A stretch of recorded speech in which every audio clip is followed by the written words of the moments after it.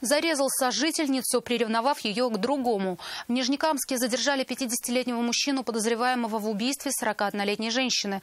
Как говорят соседи, они уже давно ждали подобного от предполагаемого злоумышленника. По их версии, мужчина угрожал людям расправой, громил припаркованные машины и не давал спокойной жизни своей матери. Нафиса Минязова расскажет подробности.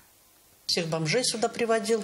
Надо было еще... Если его сейчас выпустят, мне кажется, еще какая-то трагедия будет. О хозяине квартиры, где и произошло убийство, соседи нелестного мнения. Говорят, 50-летний мужчина часто устраивал шумные застолья у себя дома. Но каждое замечание соседей реагировал агрессивно, а последний алкогольный вечер закончился трагедией. По данным следствия, предполагаемый злоумышленник выпивал со своей сожительницей. Приревновав свою пассию к другому мужчине, он схватился за нож. Нанес им несколько ударов по всему телу женщины.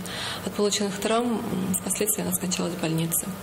В настоящее время назначена судебно-медицинская экспертиза. Также проводятся другие необходимые следственные действия, направленные на сбор и закрепление доказательств. Мужчину задержали, в отношении него возбудили уголовное дело по статье «Убийство». Свою вину он признал. Раньше с ним в этой квартире жила мать. Как говорят соседи, она часто выбегала на улицу, спасаясь от шумных компаний. Пряталась у соседей, у них же просила еды. Из-за болезни умерла несколько лет назад. Матери его, наверное, лет 80 уже было. Она болела очень долго и давно. И, честно говоря, соседи, которые особенно жили там поблизости, они не заботились. Они приносили ей еду, потому что за ней, собственно говоря, никто не смотрел. Вот я сколько здесь живу, он раз за уже 2 или 3 сидел.